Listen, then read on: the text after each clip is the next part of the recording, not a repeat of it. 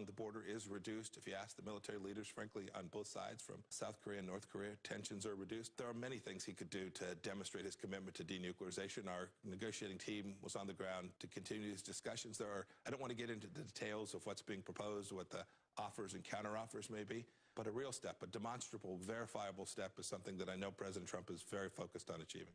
The Vatican has wrapped up its summit on ending sexual abuse by clergy. Correspondent Rosa Flores reports the issue is far from over. In the United States specifically, we know that there are at least 2 federal probes, one in Pennsylvania, one in New York. There are state investigations, at least a dozen of those by attorneys general that are investigating, depending on the powers of their state. Pope Francis called priests and others who abused children tools of Satan, but offered no concrete steps. I'm Ann Cates.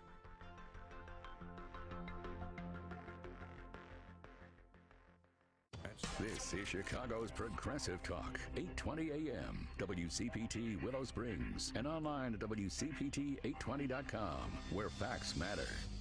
At CDW, we get anticipating future IT needs as hard, even for an IT futurist. In the future, mail will arrive electronically. It shall be called e-mail. Nice call, Nostradamus. But today, CDW can implement a future-proof, cloud-ready, software-driven data center with hyper-converged solutions powered by VMware vSAN. It's flexible and saves money. I knew that. Right. IT orchestration by CDW. People who get it. Find out more at cdw.com/VMware. The following program, To the Left, is sponsored by To the Left Media, LLC, and to the extent applicable, their guests. The views and opinions expressed therein do not necessarily reflect those of NewsWeb Radio Company or its management.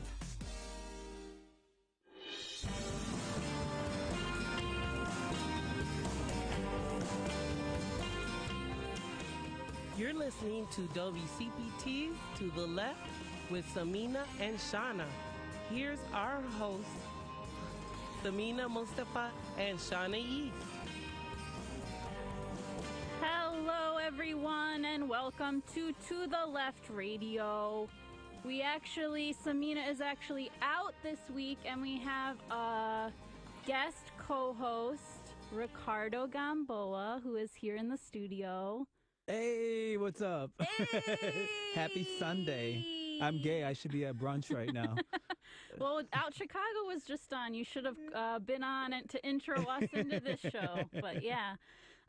So Ricardo is a local activist, and I met him on Amara Enya's campaign, and I was at an early event in the campaign, and he spoke about this really being the first time he was involved in the electoral side of politics. You've been very involved in politics, I don't know how long, your whole life, but pretty much. This is the first time you are out there getting people to vote, right? Yeah.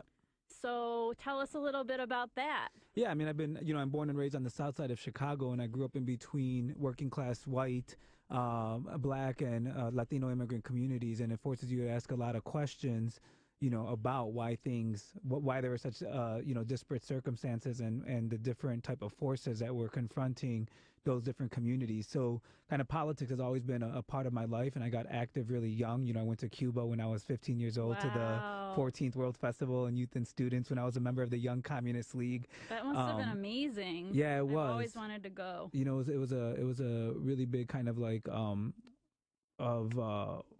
reckoning, even, right? Like as a young person having like all these like idealized notions of what the revolution looks like, and then going there and being like, damn, like I don't have water today. You know what I mean? Like when you're 15. But so much of my work has been dedicated to kind of exploring radical possibility and creating, the radical alternative and local kind of community autonomous systems that aren't tethered to institutions, right? That aren't kind of just trying to be oriented towards like a politics of recognition or inclusion or moving within the existing political systems. So much of my work wasn't about like, let's vote. And like explicitly, sometimes it was like, we should not vote, right? We shouldn't manufacture consent for a system that often, only creates violence for the communities that we're from.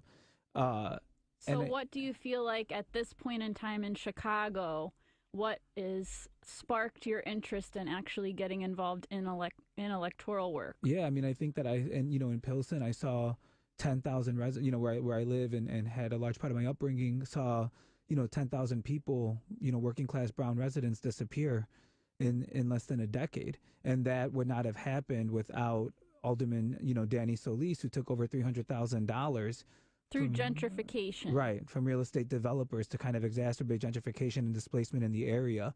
Not too long ago, my student Perry Burrell, who's one of the most creative genius that I known in my life, that grew up in the Lathrop projects, moved out to Madison, came back home for a weekend to celebrate not to celebrate, but to commemorate the 10th anniversary of his brother's shooting at a memorial, and was shot on the West Side. And that wouldn't have happened, right, if we didn't have Rahm creating these inhospitable conditions for kind of crime and that type of violence, right, that type of racialized violence on the West Side. And so thinking that this was like really an important moment in Chicago history to kind of intervene, and not just because of, where Rahm had taken us, but also where activism have gotten certain issues, right, where it's become trendy to say you're progressive. It's become trendy to use radical rhetoric, and realizing that a lot of people have been co-opting that rhetoric. So thinking that we need us real radicals, us real progressives, to make sure that the right people are going to get assimilated into the system. That's right. You heard it from Ricardo. You heard it. I just had 14 sentences with one breath, bro. I am so excited to have Ricardo Gamboa here. We're going to talk later in the episode about the Tuesday's election in Chicago. You may have heard something about it. If not, please start reading, looking at the media, or looking at Facebook or something, because you're missing out on a big soap opera going on for the past over a year, it seems, at least. So everyone, you're listening to The Left with Samina and Shauna, and today it's with Ricardo and Shauna. You can also watch us on Facebook Live at facebook.com/To The Left Radio. Like our Facebook page too while you're at it, and share your comments and questions with us on Twitter, Facebook, Instagram, etc. using the hashtag To The Left. That's hashtag TO The Left. And we should have our live stream up on our Facebook page, and you can feel free to write some questions or comments for our guests right on there. Our handle is at To The Left Radio on all social media pages. So later, we're going to have a little more discussion with Ricardo, and then we're going to have Charles Alexander Preston from the Chicago Defender will be a part of the discussion about the election, as well as Ellen Meyer from the Girl, I Guess Voter Guide. Aren't you seriously pumped? Yeah, I can't wait. Those are two of my favorite people in the whole entire world. So one thing that I wanted to bring up that happened this week was Bernie Sanders announced that he will be running for president. I was a big part of the Bernie Sanders grassroots and then official campaign the first time around, and I have been hesitant to jump in and support because of some issues with the folks, not with Bernie himself. I think he's doing a great job as a senator, but with the folks he surrounds himself with. And it was like a lot of older white men were the ones who had the leadership positions and the real agency on the campaign. So I was sort of like playing it by ear and seeing what was going on. But then he announced, and then he put his whole leadership team that came out that they announced are all younger women and people of color and black women. So that was promising. And then so I've been dipping my toe in a little bit more this week, and he's actually going to be at Navy Pier. There's going to be a rally on Sunday, March 3rd. So I'll share that link for anybody who is interested in attending, at least. Even if you're on the fence, even if you support someone else, I definitely think it will be fun to go check out the rally and see what he has to say. But what do you think about the presidential? Anything? Right? Isn't it one of those things like, we're alive at a really weird moment when someone like Kamala Harris, right, is celebrated as a progressive voice, and right. And even the oxymoron that she's often used as a label, right, progressive prosecutor, is kind of interesting, and Talk a little bit about that, though, because some people who are listening might not know why that's an oxymoron. Yeah, I mean, well, because I think when we talk about progressive prosecutor, right, we're talking about someone that's working within the criminal, justice system, and that disproportionately incarcerates people of color, right? Men of color, black women 18 to 35 are the fastest rising, prison population in the country. So the notion of being able to be a progressive prosecutor, right? When we think about progressive, as we tend to try and fantasize about it as like this like kind of radical possibility, being a prosecutor, right? Still kind of reifying the administrative judicial, carceral apparatus, essentially. That's what I mean by it being an oxymoron. And when we're talking about Kamala Harris specifically, right, we're talking about Kamala Harris who, helped shut down Backpage.com and conflated sex trafficking with sex work. Those are, two different things. There is consensual sex work that is a mode for people to survive, and helped criminalize that, her work, and as well as champion legislation that wanted to treat the parents of truant children in a criminalized way, right, in high school, and kind of like, so I just think when we think about, again, what does progressive mean nowadays, and I also, the Sanders is an interesting thing. I thought that he would run, again, I was pretty sure of it, and that's an interesting thing to kind of follow because of the reactions that he kind of incites within people, right? There's one whole realm of activists that Bernie is just this old white guy, you know what I mean? That's like so out of touch, and is, upholding racism in all these collateral ways. And then there's this whole other realm of people that see him as like the progressive panacea for the country's ills, right? And I think it's probably more somewhere in the middle. Yeah.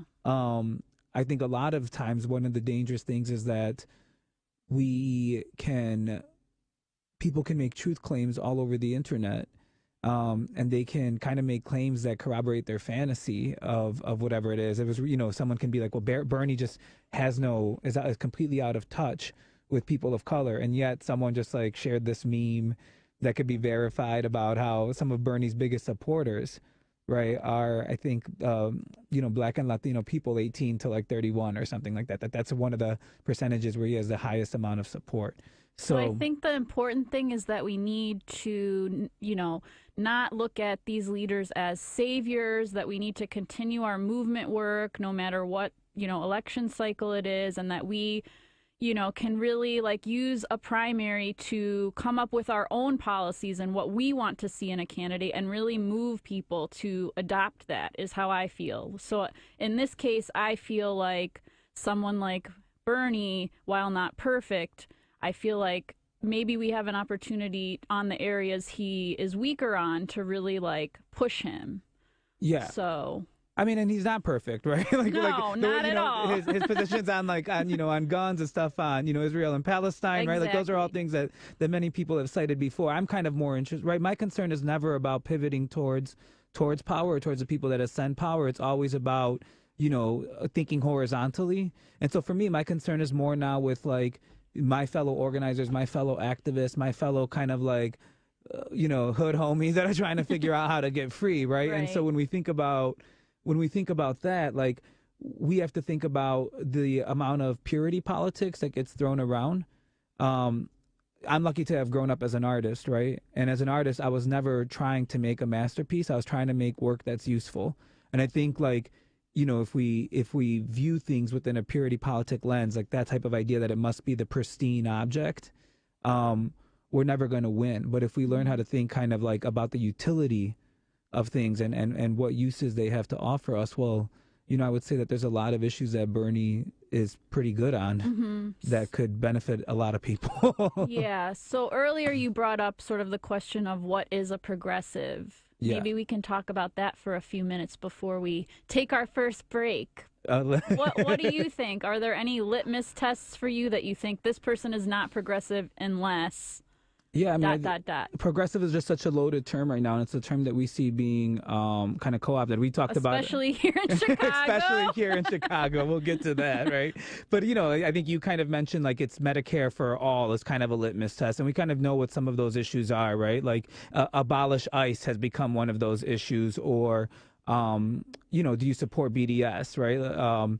The boycott, divestment, and sanctions around Israel. But I think, like, even how we're framing progressive, that comes from a very kind of like specific vantage point of, there seems to be like a white, like the DSA thinks they have the monopoly, right, on like what defines progressive, and it's Israel and Palestine, but we're not talking about, right, the ongoing neocolonialism that's happening in, in Africa, or, and how that's tied to here, and so again, like how some of the issues that we use also do not occur within a vacuum. Like even the curation of those issues comes from a certain standpoint. Mm-hmm. I mean, for me, I think that a lot of what's happening right now is progressive and radical are being conflated. Mm-hmm. And that can be a really fruitful intersection if we pull it more to the radical side.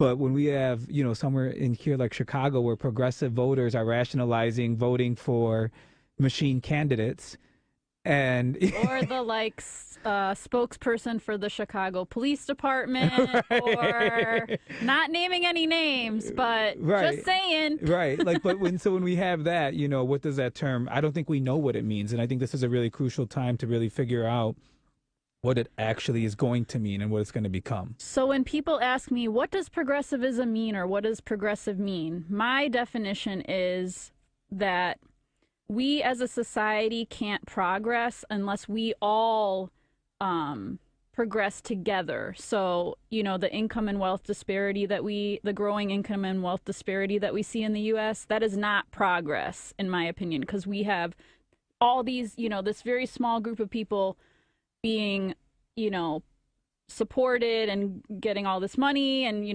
having all the things they need, but then the overall largest number of us are not.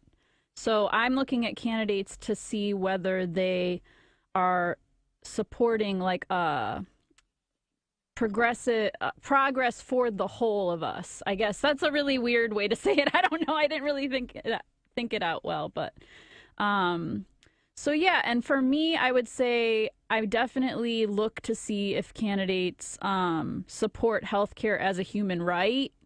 Not just for some people. They don't use coded language like access or these terms to like make it look like they support healthcare as a human right, but really they're saying that you have access if you're able to purchase it, which many of us can't afford to purchase it. So those are some things right off the bat that I tend to look at. I mean, I think again, right? So when I say like it's a definite, it's something that's in becoming, right? Like what it means right now, or it's a definition that's in flux. I think it's really easy to know what it's not, right? Like I know progressive is not Chuy Garcia running on a mayoral platform of wanting to employ 1,000 more police officers precisely at the time when Black people were being targeted by police and are the persistent victims of racialized violence by Chicago police, right? Like we can point to what it's not. That was tone deaf. Right? That was just like, this is not what people want. Yeah, and the irony is that he's not the only, person that self-identifies as a progressive that's calling for things like more police, even in these current elections. Also, the correlation of like throwing more money at the police department equals public safety. Like there's no actual evidence that is the case. So if candidates are saying that, they're really, sort of playing upon our fears of, being the victims of violence or being mugged or being shot.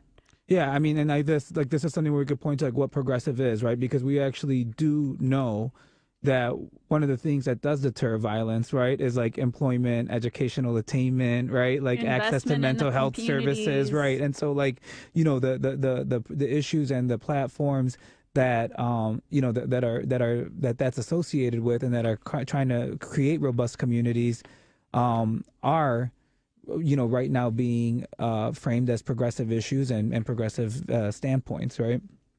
So I could keep going forever, but we do have to take our first break. I'm here with Ricardo Gamboa, our guest co-host for this week. Samina's on vacation. We'll be back next week.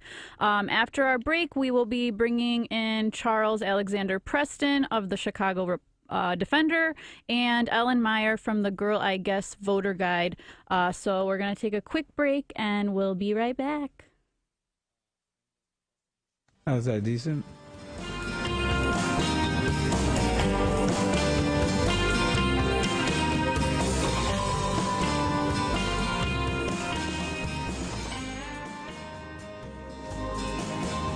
I'm Samina Mustafa. I'm Shauna East. We're producing a show on WCPT Sundays at 1 o'clock. What should we call it? How about Smash the Patriarchy? I like it, but that's a lot of pressure. What about left-leaning ladies? What about woman-splaining? Yeah, but what about when we have guys on? What about Madigan's Worst Nightmare? It gets enough attention. I got it. To the left. I like that. That could work. Tune in To the Left with Samina and Shauna on WCPT 820, Sundays at 1.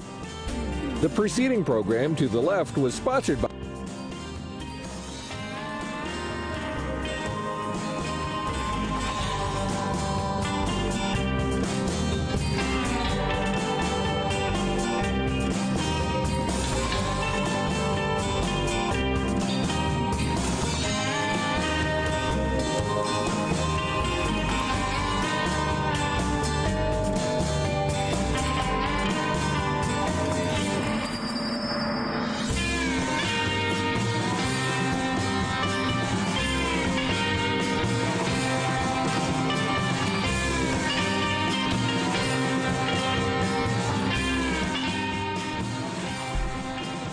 Welcome back to the left. I am Shauna East, and here we have our guest co-host, Ricardo Gamboa, who is tweeting. He's live tweeting right now. Just bear with him. And we are so excited to have Charles Alexander Preston in the studio, as well as Ellen. Is it Meyer or Mayer? Mayer. Mayer. Yeah. Ellen Mayer. I was trying to get it in. Yeah. I was trying to get in the amendment. I'm excited to be here. Yeah. Thank you so much for coming all the way out to WCPT Studios on the far northwest side. So let's get started. We have a lot to sort of dig into. I just wanted to get your quick thoughts on, if you can make it quick, on the mayoral. Just, what issues have been important to you? What issues can you sort of tell folks to pay attention to? Or whatever you want to say. Yeah, this has been a very speechless, everyone. Depressing. I would say depressing. Race. Just the fact that one of our next mayor could win with 20% of the voting population, and then we pretty much we pretty much expected to go into a runoff, which is it says a lot about Chicago politics, and I don't know, I think all the men in the running in the race should have already dropped out.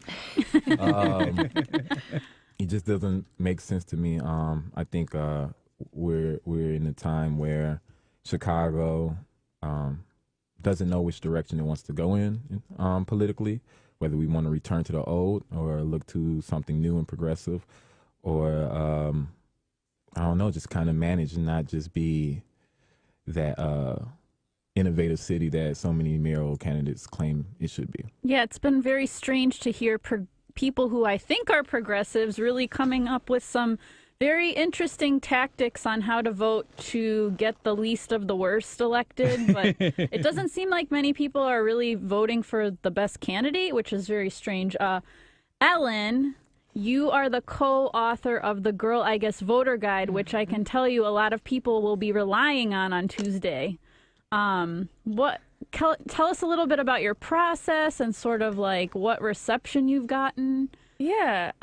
So the process kind of came about pretty organically. This is the third time we've done it. And, we started out doing it kind of with a focus on state politics. And this was back in the primary in 2018. And just trying to figure out, how do we determine who is the most progressive person in this race? And, going basically almost exclusively on public information about their platforms and about their record. And so looking for people who are more interested in community investment than in policing, things like that, that we can kind of see a really strong stance just in terms of what they say publicly that they can be held accountable to. But then also looking to see, like, are these candidates people who have contributed to grassroots movements?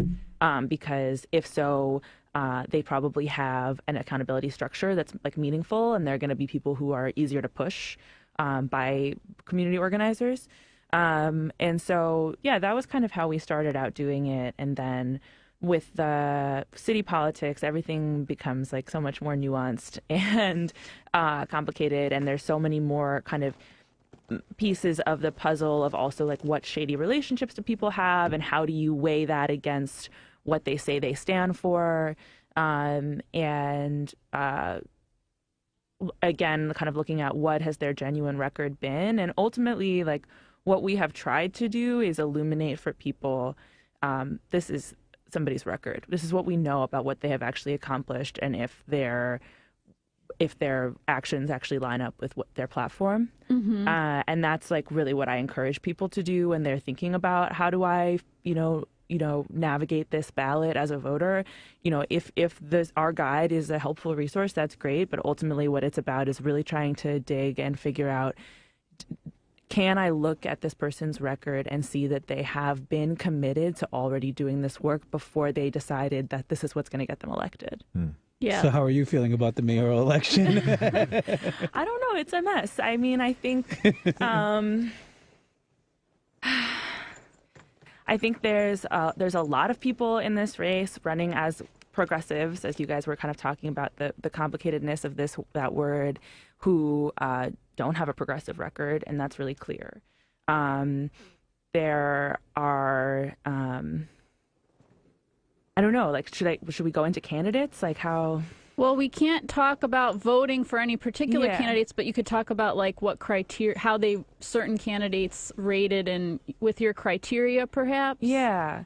Well, so like one of the big ones, right, was thinking about where do these candidates stand on like criminal justice issues like erasing the gang database, the Cop Academy, and these are like check boxes. They're talking points, but they represent a broader movement to move away from like a prison system, a carceral system, and move more toward a system of like community investment.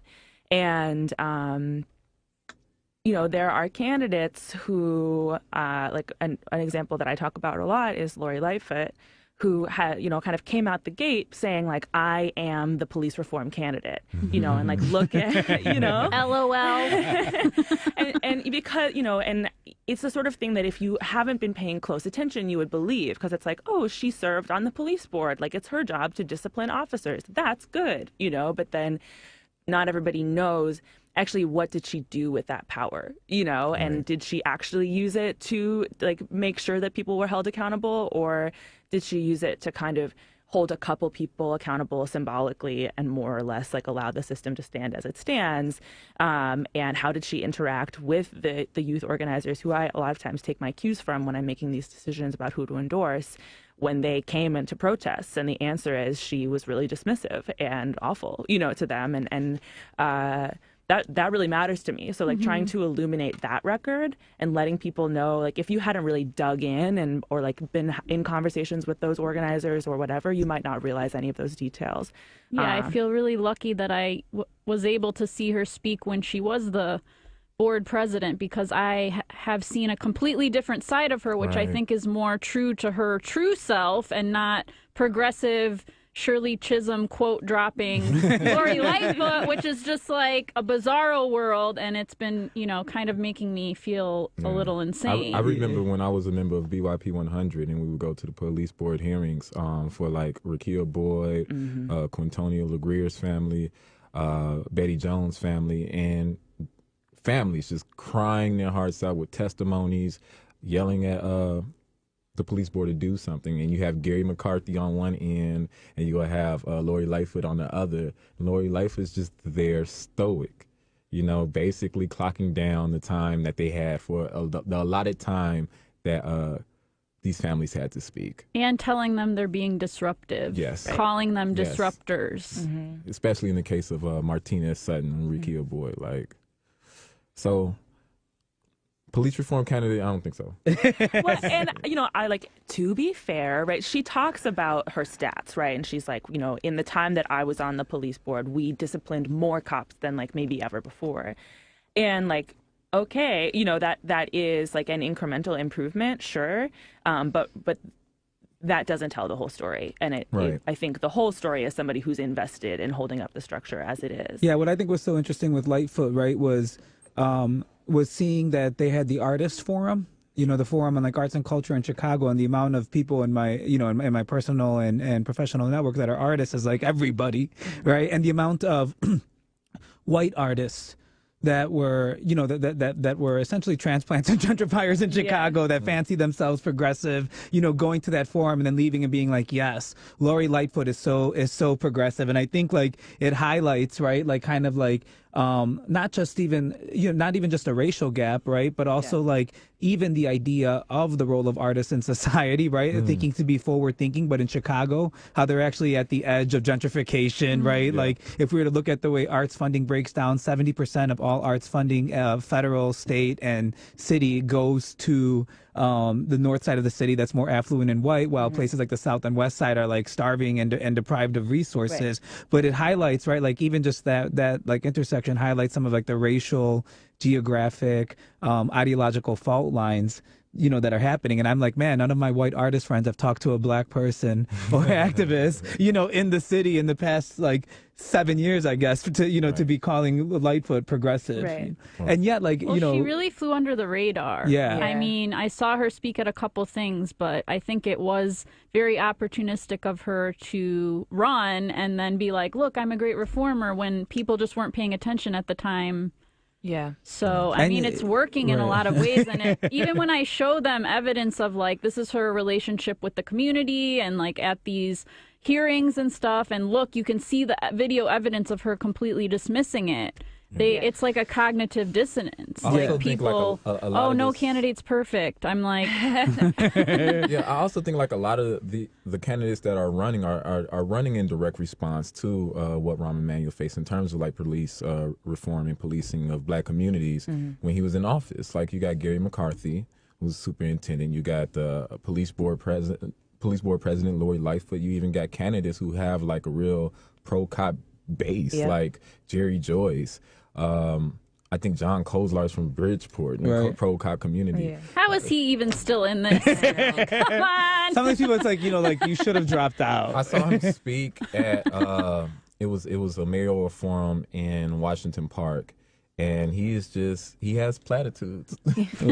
Sometimes it's all you need is good platitudes. That's a nice way of putting it. that I'm young and I'm ready to bring change. Yeah. Yeah. So I think what we're gathering from the mayoral is please look at records. Yeah. Talk is cheap.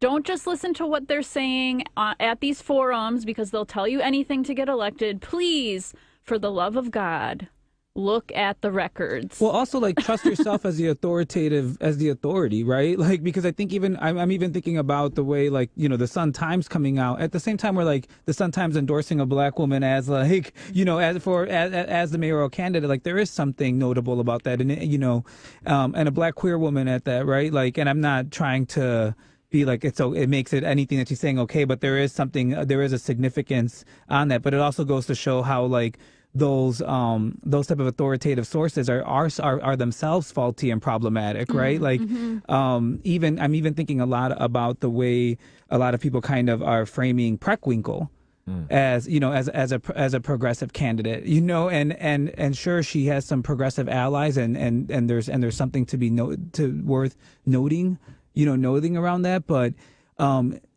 that itself seems like so ridiculous given her entrenchment in the establishment. And if she was the progressive candidate, as a lot of that team is trying to frame her, and has been in city government for 40 years, where is the progressive change that we've been demanding? So if Carlos Rosa, Will Guzzardi, everyone just publicly said, Brandon Johnson and all these folks said, we're supporting Preckwinkle because we know her, we feel like we can work with her, this is the candidate that we are going with because we're hedging some kind of bet and this and that, and we're going to do...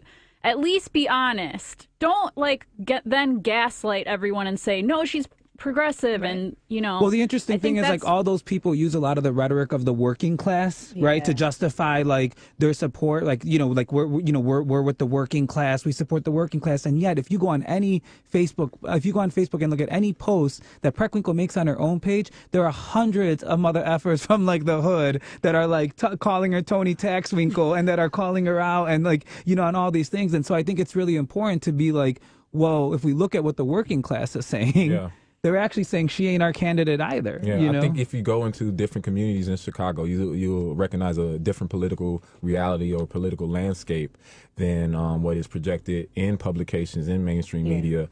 Like, for example, like, I would tell people, like, Willie Wilson's going to rack up a lot of the black vote. People don't believe me. But, like, if you go... I believe it because I've seen all the signs everywhere. All the signs. And he's been out here, like, committed to, like, talking to the black demographic for years. And so, like, he's not just someone who just hopped in. People know his name recognition from failing to win the mayoral election, failing to win the presidential election. And with his money, he's just like, giving out money to black folks and organizations. And, like, those actions, like, they breed a different type of, I guess, trust. You know, we know Willie Wilson to be out here. Versus, like, Toni Preckwinkle, we only see her at City Hall. Right. And then you think about that too, right? When we looked at, in retrospect, looking at, like, we know how to call out, like, a political oligarchy, right? Which is, like, wealthy business people and political leaders. And when you look in retrospect, when we were looking in retrospect at the Rahm election and Rahm's election, people were saying that election is indebted to a black political class that aimed to name wealthy black elites, clergymen, right? Like, but I think what also we need to, whoever we get stuck with in this election, whichever progressive within quotations candidate we get stuck with, and whatever they do or don't do, is going to be indebted not to the working class. It's going to be indebted to a political class that was formed of activists, nonprofit leaders, and progressive posturing politicians. And I think that's where it becomes interesting. So we could go on and on and on about the mayoral, but I want to make sure we hit some of these other races. What aldermanic race did you want to briefly touch upon? Anyone want to throw one out there? I got two. Okay, let's hear it. What's the first one? The 14th Ward and the 25th Ward. I think that these are, so this is for the 14th Ward is where Ed Burke is the incumbent. Very important race. Right, 48 years as incumbent, 48 years as the alderman there, called out on corruption recently. And the challengers are Jaime Guzman and Tanya Patiño. Tanya Patiño is endorsed by Chuy Garcia. David Orr. Right. I mean, everyone that's friends with Chuy, right? Clem Balinoff. You know what I mean? Like, a bunch of unions that like Chuy. And then I think, and I think it's so interesting because that very much parallels what's happening in the 25th Ward, where there's Solis, who is running for alderman, just got called out as corrupt. And there is someone like Byron Sigcho Lopez among the challengers, progressive DSA endorsed candidate, and someone like Hilario Dominguez, another Chuy endorsed candidate. And why I think these elections, these are kind of ones that actually put pressure on what we know as progressive, because part of what people like Hilario Dominguez and Tanya Patiño are doing is calling out, right, corruption. And one of the things that's so interesting is both of those candidates have received thousands of dollars from the Latino Leadership Council, which is what Chuy funded when he did the very progressive thing of reuniting with a bunch of Ramtinos. That and not even just Ramtinos, but also like daily, like HDO thugs, right. like Wayback Machine guys, And it's so funny because Patiño has sent like hundreds of mailers out, about talking about Ed Burke's corruption. And yet, so much of what her campaign and the LLC has been bankrolled by are people like Howard Lapkin, that actually lathered Burke with campaign donation contributions throughout the year, and Solis, and the same thing with Hilario Dominguez, right, has just been called out for accepting over $25,000 in PAC money after saying that he was a progressive that wasn't going to accept campaign contributions from corporations. And I think that part of this has to go with, again, that the calling out kind of the co-optation of progressive that I would argue men like Chuy Garcia have been up to. I want to add to something about that because you said earlier, Ricky, it's okay. Like, your own authority is good and you can trust your own authority and you don't necessarily have to always be putting stock in like these kind of bigger endorsements. And, something that's similar about Tanya and Hilario is they got a lot of the kind of capital P progressive kind of political group endorsements, things like Our Revolution, like Reclaim, like these groups. And it's interesting because when I started doing Girl Like Yes, 3 guides ago for the primary in 2018, that was one of the metrics that we used, is we said, like, these are some endorsements that we trust, and it wasn't the only thing, but a lot of times we would end up endorsing the Reclaim candidate, And what I have learned, having now been in this and getting more and more like kind of deep in the muck of Chicago politics, is how much those decisions are made based on kind of backroom relationships. So somebody who actually on paper does not appear to be particularly progressive at all could get the Reclaim or the Our Revolution endorsement because Chuy said so, So this is an interesting point because Amara Enya, to go back to the mayoral, has gotten a lot of criticism for supposedly not having any organizational backing or endorsements.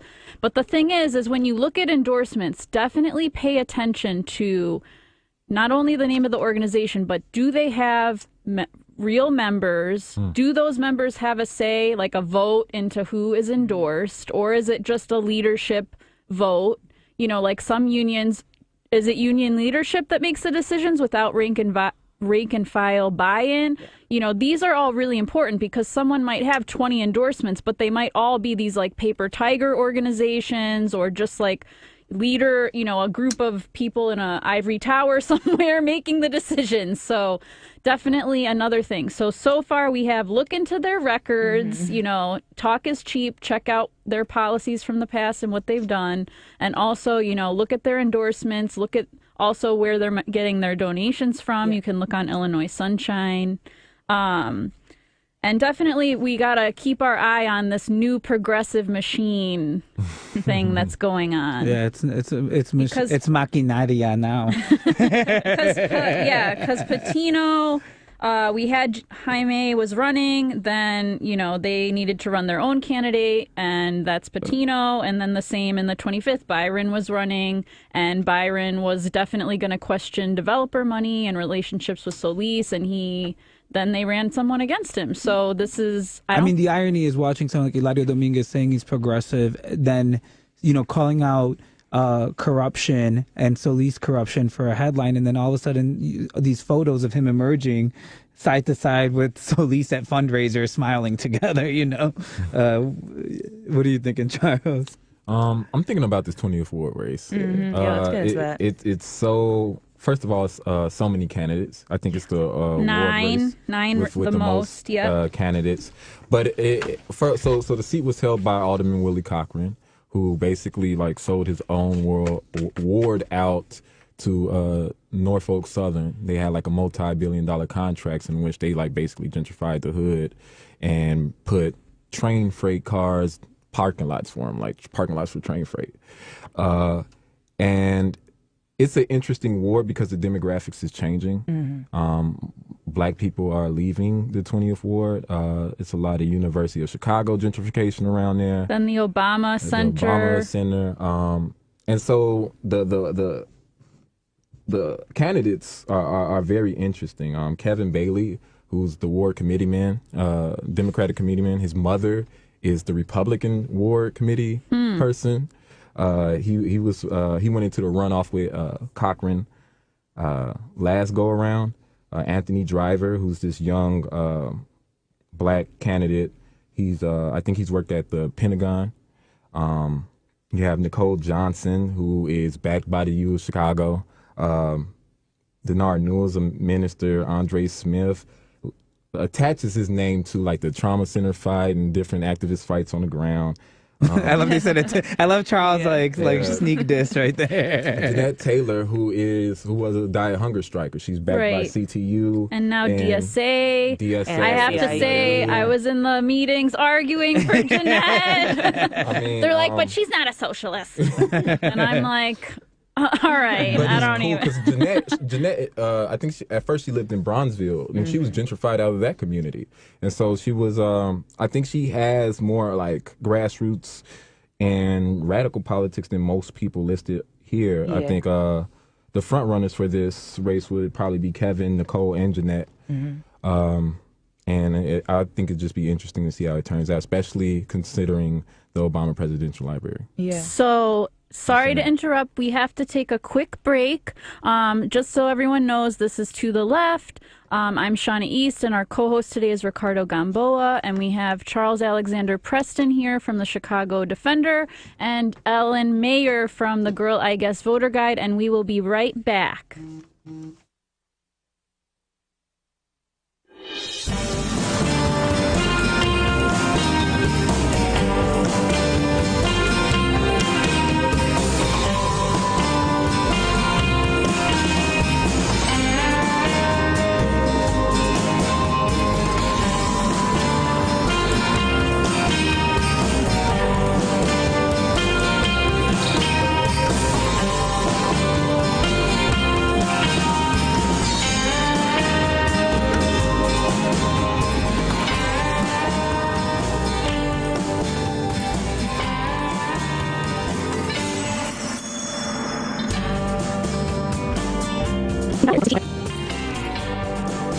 I'm Samina Mustafa. I'm Shauna East. We're producing a show on WCPT Sundays at 1 o'clock. What should we call it? How about Smash the Patriarchy? I like it, but that's a lot of pressure. What about left-leaning ladies? What about woman-splaining? Yeah, but what about when we have guys on? What about Madigan's worst nightmare? It gets enough attention. I got it. To the left. I like that. That could work. Tune in To the Left with Samina and Shauna on WCPT 820, Sundays at 1.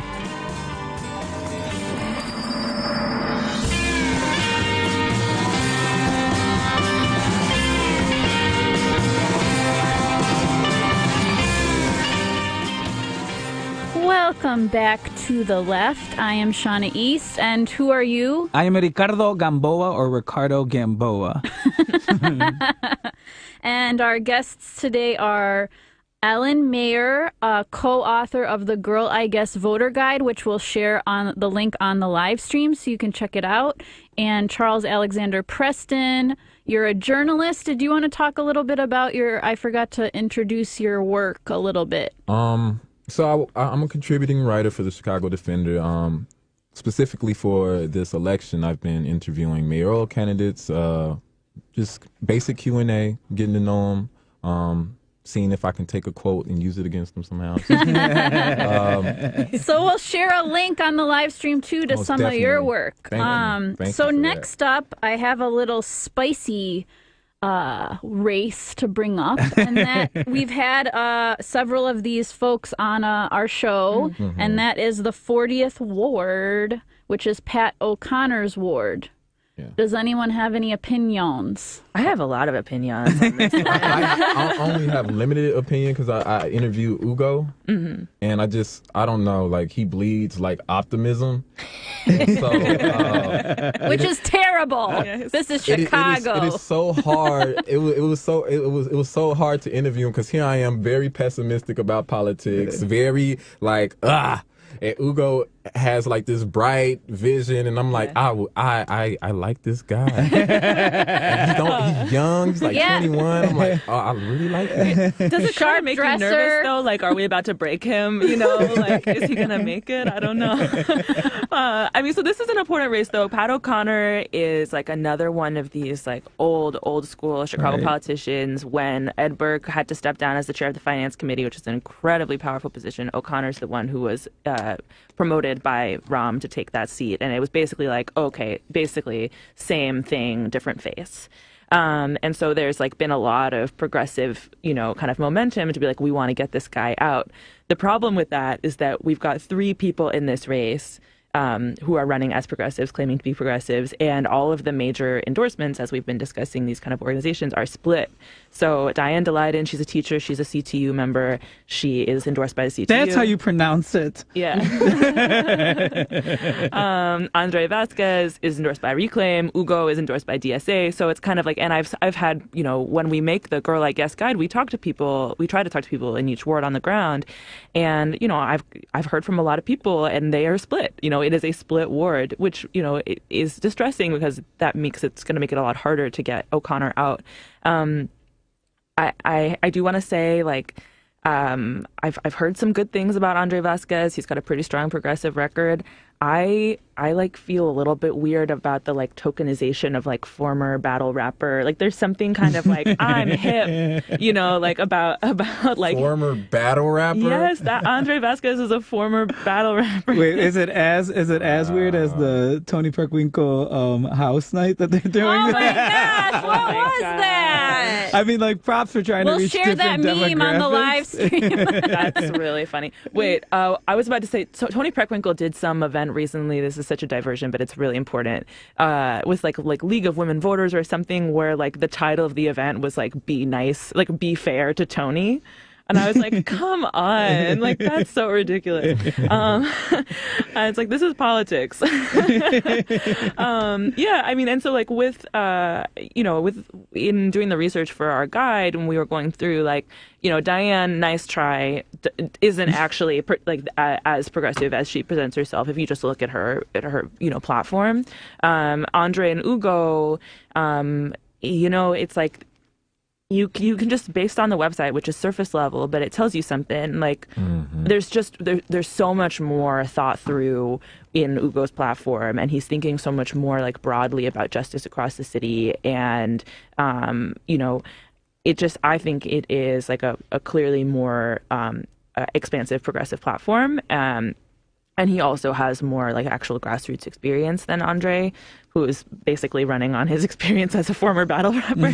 That's not fair. He's been around the neighborhood, but like mostly in electoral politics. So So I have some opinions, and my opinion is that I know Diane because we're both in Northside Democracy for America. Okay. I see her as a very hard worker. I think she gets a bad rap, a bunch of not to pun intended. I think she gets a bad rap a lot because I think she's like a pushy woman. Yeah. I think that there is some sexism involved. Sure. And I actually see that pushiness as an asset to the city council because I can see her really being persistent to people like, hey, you got to talk to me. Like, I want a seat at the table, which I like. Yeah. I know she isn't super progressive on a couple things. I think she can be moved. She did get 40% of the vote in 2015, so she had a really good shot. So I was and she was the Reclaim endorsed candidate last time. So it was a little strange that,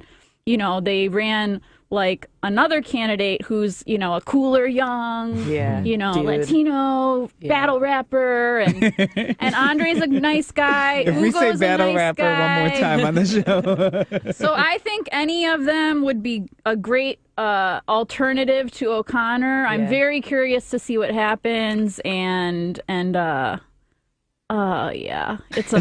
so everyone wants an endorsement in that one from me, and I'm like, oh, don't make me do it. Because I like all of them for different reasons, and it's like too difficult. It's not like a case of don't want to face the political consequences. It's really like any of them would be much better than Pat. And what do we, I mean, I think again, right, like this is what I think about when we think about, right, a lot of these candidates are self-identified progressive or running under the aura of progressive, right? And like what we have to remember is like progressive, it's always been a reformist approach to politics, right? Like, and I think this is the first time where we are identifying it as a revolutionary possibility for politics. And so, one of the things that I thought a lot about was, even just going off of his website, like you said, is like there's something there's something of a revolutionary spirit to Ugo that struck me, especially thinking about even just on like stuff like where on his platform he has an LGBTQ and like woman, designated part that says like believe women, Yeah, no, he has some really innovative ideas, and he's just a super nice guy. And him and Andre have really built up a good operation. They have a bunch of people up there canvassing. Ugo's got a lot of DSA people. Andre's got all the Reclaim folks, and should be really interesting. But before we run out of time, I just want to make sure that all of you go around, and we'll just talk about how folks can check out the work you're doing, and if you have any events coming up or anything that you want to let folks know about. And we'll start with Ellen. Yeah. Well, so the voter guide is Girl I Guess. It is indexable in Google at this point. If you type that in, Girl I Guess Chicago Voter Guide. You can follow me at Ellen Rebecca M on Twitter. And I did want to plug that we had an incredible group of volunteers come to us and say, we want to translate this into Spanish. And did it for free, which is excellent, spectacular. And so there's now, at the top of that guide, there's a link that's like, if you need the Spanish version, click here. So if you have relatives who are, Spanish speakers first, and you think that it would be useful to them, please share that around. That's a really exciting kind of way that we've been able to make this more accessible. Great. Thank you. And Charles? Follow me on Twitter, _Charles Preston. Charles has like the best Twitter, in the United States of America. I just followed him this week, everyone, so you should. Yeah. But definitely pick up a Chicago Defender if it's something political and about like radical politics or covering some type of protest. It's probably by me. So do that. And then in the summer, check out Church on the 9. Church on the 9, 79th and I'm losing my mind. 79th and Cottage Grove. Yes, I host an open mic, outdoor open mic for the community, and we also talk politically. We have conversations about community, so just come on. Nice. Come through. Awesome. You can follow me with the. What's your name? Ricardo Gamboa or Ricardo Gamboa or Ricky or Babe if your name is Sean Paris, my partner. But you can check me out at the Khudwazi, which is a radically politicized live stream news show and web series. Ellen is one of our producers. Charles is one of our collective members as well. And that will be back in April. Doing some planning in February, trying to survive the election season, and then doing some planning in March, actually. And then also check out Brujos TV, www.brujos TV, which is my web series about 4 gay Latino docto students that are also witches. So it's like Charmed. It's nonfiction. Yeah, so it's actually it's actually a documentary. Right? It's basically my autobiography.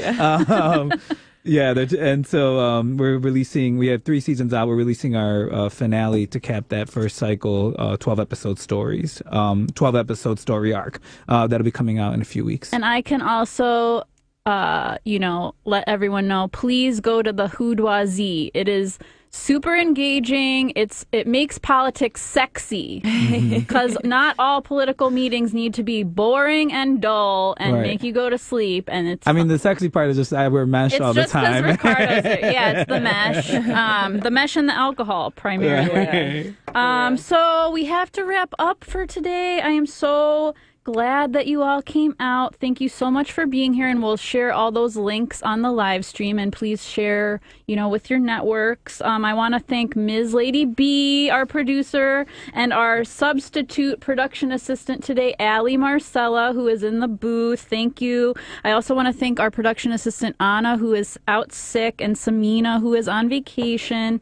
Thank you to Ricardo Gamboa, Ellen Mayer, Charles Alexander Preston for being here. All of our supporters who stepped up to join the host committee for our upcoming fundraiser at the Hideout on March 16th. Our show is brokered. We pay for all the airtime in advance. We're not staff members. We have to pay for this. We have to pay for Ms. Lady B.